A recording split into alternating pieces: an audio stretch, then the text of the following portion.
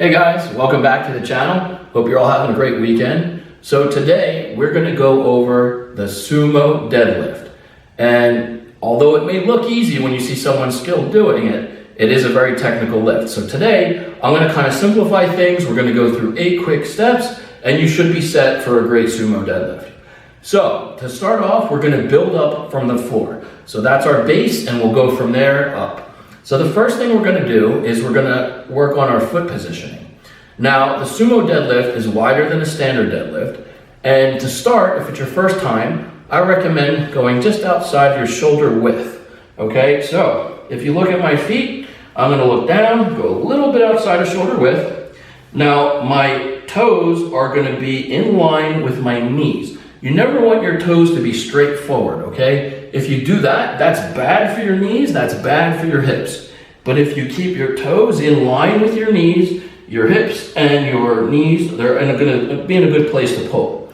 All right, so I have my stance width. The next thing that I want to think about is where is my body in relation to the bar? Because if I'm too far back when I go to pull, it's going to really put stress on my low back. So what I want to do, and Tina, come on in a little bit to show this, is I want to position myself. My shins are going to be about 1 inch, maybe a little bit less, from the bar. You don't want to start with your shins touching the bar, but about 1 inch puts you in a pretty good position to start.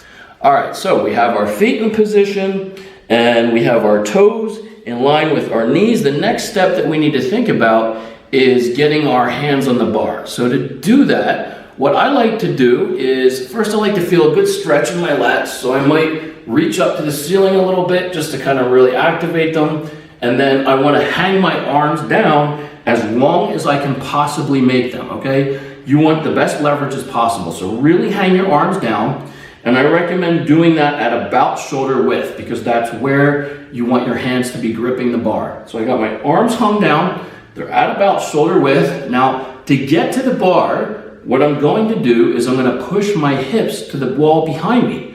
So let's see what that looks like. I'm basically got my arms down and I'm starting to push my hips back. Just as soon as I get the bar, that's where I stop. Okay, so now I'm in a pretty good starting position. But there's a couple other things that we need to say before we go ahead and do that.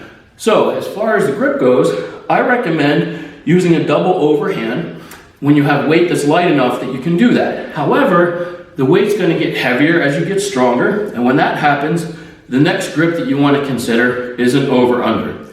So for a lot of people, what they'll like to do, for myself, I'm right-handed, I'll put my dominant hand in the over position and my non-dominant hand in the under. So, all right, so today what we're going to do is we're just going to look at the double overhand grip. All right, so getting back to the beginning, I got my feet right outside of shoulder width. My toes are at a 45-degree angle, which is basically in line with my knees. So my knees, my hips are all safe. My legs, my shins are about 1 inch back. I got a nice stretch in my lats. I made my arms long. I brought them back down to the bar. Okay, my hips are still kind of high. And Tina, now I want you to go to the side so we can show everyone what the angle is going to look like for my hips. All right, so this next cue is kind of funny, but it's easy to remember. It's going to help you get in the best starting position. So the cue is hips and nips, all right? What my goal is when I have the bar is for my hips to be as high as possible while my nipples are still facing the wall in front of me. So let me show you what that looks like.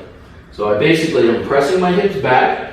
I got my hands to the bar. Okay, now my nips right now are facing the floor, so that's not a good position for me. So what I need to do is I need to come back a little bit, and now my nips are facing the wall in front of me, and my hips are as high as I can get them while still doing that. That is a good position. So from here, I remove slack from the bar, okay? You can actually hear the bar hitting, all right? You don't want to start with the slack in the bar. So I've removed slack from the bar, and I'm going to push simultaneously my feet through the ground and away, and I'm going to spread the floor. So at the same time, I'm pressing down through the floor, I'm spreading away. Then I'm going to squeeze my butt really hard to lock up. All right, so let's see what that looks like. Put it all together again. Start off, come up to the bar, I have my feet just outside of shoulder width. Shins are about 1 inch back from the bar. Get a nice stretch in my lats. You don't have to do this, but I prefer to do it. I made my arms nice and long, about shoulder width. Push my hips back. Okay, I got my grip on the bar, double overhand right now. And again, hips and nips now. So you want your hips high, but you also want your nipples to face the front wall. And now what I'm going to do is I'm going to push through the floor, half remove the slack, and spread the floor while squeezing my butt. So here we go. 1, 2, 3. And that's what that looks like. Now when I come down, what I recommend is controlling the weight on the way down and then releasing it when you're about by your shins. So it looks like this.